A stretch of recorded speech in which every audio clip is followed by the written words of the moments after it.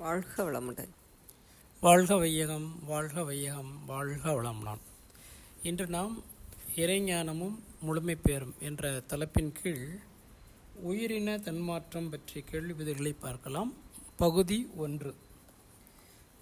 பூரண பொருளான இறைநிலையையே பிரபஞ்சம் தோற்றங்களாக மலர்ந்துள்ளது. இவ்வாறு மலர்ச்சி பெற்ற செயல்பாட்டில் இறைநிலையின் இயக்க ஒழுங்கு பேரறிவு என போற்றப்படுகிறது. பிரபஞ்ச தோற்றங்கள் உருவாகவும் அவை முறை தவறாது செயல்படவும் காரணமாக உள்ளது இறைநிலையின் இறுக்க ஆற்றலும் விலக்கு ஆற்றலாக உள்ள காந்தமும் ஆகும். இறைநிலையின் இயக்க நியதிகளின்படி பஞ்சபூதங்கள்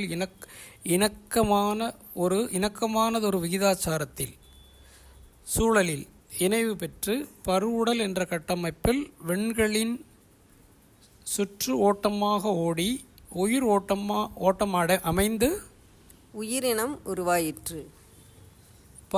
உடலின் அடிப்படையான பௌதீக பிரிவு விண் ஆகும். தனித்த விண்கலம் சூக்கும உடல். ஒவ்வொரு விண்துகளும் உடலில் ஓரிடத்திலிருந்து புறப்பட்டு உடல் முழுவதும் சுற்றிவிட்டு மீண்டும் புறப்பட்ட இடத்திற்கே வரும்பொழுது உயிரோட்டம் அமைகிறது. உடலில் உயிர் துகள்கள் அதிவேக சுழற்சியில் இருப்பதால் இறை துகள்கள் அலை அலையாக வெளியேறுகின்றன. இதுவே ஜீவகாந்தம். காந்த ஓட்டத்தால் உடலில் சிற்றறைகள் துருவ அமைப்பால் முறையாக பிணைக்கப்படுகின்றன. பஞ்சபூதங்கள் விண்களின் தொகுப்பு. விண்ணோ இறை துகளின் தொகுப்பு. பருவுடல் என்பது பஞ்சபூதங்களால் கட்டப்பட்ட வியப்புக்குரிய அருளாற்றலின் ஒரு நன்கொடையே ஆகும். எந்த தோற்றமானாலும் அது விண்ணின் தொகுப்பே ஆகும்.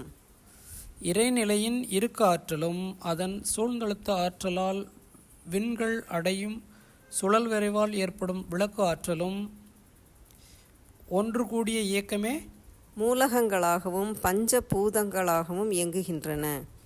இறைநிலையின் இறுக்க ஆற்றலாலும் விண்ணின் தற்சுழற்சியாலும் மூலகங்களில் அடங்கியுள்ள விண்களின் எண்ணிக்கை கூடும் அல்லது குறையும். உடலில் கெட்டிப்பொருள்கள், நீர்ப்பொருள்கள், வெப்பம், காற்று இவற்றில் அடங்கியுள்ள விண்களிலிருந்து வெளிப்படுகின்ற காந்தமும் தனித்து சுழன்று ஓடுகின்ற விண் என்கின்ற உயிர்த்துகள்களிலிருந்து வெளியேறுகின்ற காந்தமும் சேர்ந்தே உடலில் சுழன்று ஓடுகின்றன. இக்காந்த சுழற்சி காரண உடல் எனப்படுகிறது. உடலில் சுழன்று ஓடுகின்ற காந்த களத்திற்கு ஒரு மையம் உருவாகிவிடுகிறது. இந்த மையத்தின் பெயர்? இந்த மையமே உயிரினங்களின் கரு மையம் என்று அழைக்கப்படுகிறது. உயிரினங்களின் 8 சிறப்பு இயக்கங்கள்: உடல், உயிர், ஜீவகாந்தம், கருமையம், மூளை, உள்ளம், மனம், புலன்கள். உடலில் சுழன்று ஓடும் காந்தத்தை ஜீவகாந்தம் என்கிறோம். கருமையத்தின் மையமாக உள்ளது சுத்தவெளியே உள்ளது. பேரறிவான சுத்தவெளி தன்னிடம் உள்ள காந்த களத்தின் அழுத்தத்தோடு புற பொருளிலிருந்து வந்து மோதிய காந்த அலையின் அழுத்தத்தை ஒப்பிட்டு பார்த்து எந்த பொருளிலிருந்து அலை வந்து மோதியதோ அந்த பொருளின் தன்மையை உணர்ந்து கொள்கிறது. இதுவே உணர்தல் எனப்படுகிறது. இத்தகைய சிறப்புக்கு காரணம் உடலில் தனித்து சுழன்று ஓடும் விண்களே ஆகும். உணர்நிலை பெறுவதற்கு காரணமாக உள்ள விண்களே உயிர் எனப்படுகிறது. தனித்த விண் துகள்கள் பிரிந்து உடலில் செயல்படாவிட்டால் அது பஞ்சபூதம் என்றோ அல்லது ஜடப்பொருள் என்றோ தான் அழைக்கப்பட்டிருக்கும். உயிரினம் என்ற ஒரு நிலை உருவாகி இருக்காது.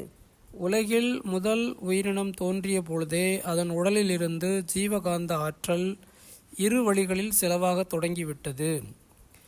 அதன் உடலிலுள்ள அணு அடுக்குகளை சீரமைத்து பராமரிப்பதற்கு செலவாகிறது. 2வது, உடலுக்கு வெளியில் விரிந்து புற உலகுக்கு ஏற்ப செயல்பாடுகளை அமைத்து கொள்ளும் போது செலவாகிறது. முதல் உயிரினத்தில் ஜீவகாந்த ஆற்றல் குறையும் பொழுது அக்குறைவினை நிறைவு செய்து கொள்ள அந்த உயிரினம் தான் வாழ்ந்து கொண்ட சூழ்நிலையில் இருந்தே வான்காந்த அலையாக நீரில் கரைந்து வரும் மூலகங்களையும் வெப்ப ஆற்றலையும் பயன்படுத்தி கொள்கிறது. உயிரினங்கள் தாம் தோன்றிய சூழல்களிலிருந்து திடீர் நீரோட்ட வேகத்தால் இடற்பெயர்ச்சிக்கு உள்ளாகி முற்றிலும் மாறுபட்ட சூழலுக்கு தள்ளப்பட்ட போது அவற்றின் வாழ்க்கை இயல்பே மாறிவிடுகிறது. புதிய சூழலில் உள்ள நீரையே உள்வாங்குகிறது. நீரோடு நீரில் கரைந்து உள்ள வாயுவும் உள் நுழைகிறது. அதாவது கரியமில வாயு CO2 உள் நுழைகிறது.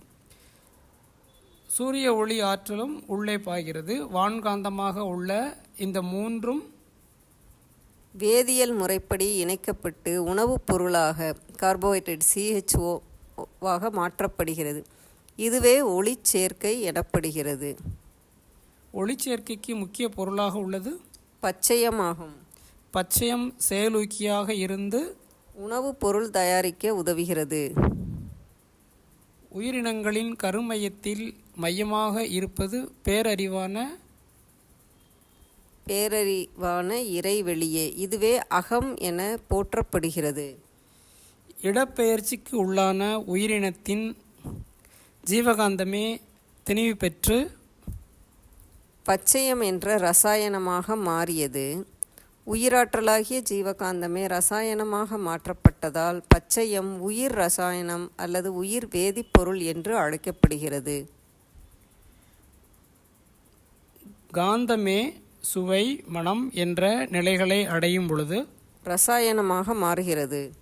தொடக்க நிலை உயிரினங்களில் அவற்றின் ஜீவகாந்தமே பச்சையமாக மாற்றம் பெற்று உயிரினங்களுக்கு எழுந்த ஆற்றல் குறைவை ஈடு செய்து கொள்ள உதவுகிறது. இவ்வாறு தனக்கு எழும் துன்பத்தை தானே போக்கிக் கொள்ளக்கூடிய சிறப்புடைய உயிரினமே தாவரம் ஆகும். ஆரம்பத்தில் தோன்றிய ஓரறிவு உயிரினங்களில் ஒரு பகுதி தாவரங்களை சார்ந்தது. அவற்றை உண்டு வாழும் நிலை உருவான பொழுது விலங்கினம் என்ற பிரிவு வந்தது. எடுத்துக்காட்டு சிற்றுயிர்கள் மற்றும் பாக்டீரியாக்கள் இவ்வகையை சார்ந்தவையே. தாவரத்தை உணவாக கொள்ளும் உயிர் வகைகள் தாவர உண்ணி எனப்பட்டன. விலங்கின பிரிவை சார்ந்த ஓரறிவு உயிரினங்கள் ஒன்றை ஒன்று விளங்கி வாழும் நிலை உருவான போது அவை உண்ணி கார்னிவோர் என பிரிக்கப்பட்டன. அமீபா என்ற உயிரினம் இவ்வகையை சார்ந்ததே ஆகும். வாழ்க வளமுடன். நன்றி. வாழ்க வளமுடன். மீண்டும் அடுத்த பதிவில் சந்திக்கலாம்.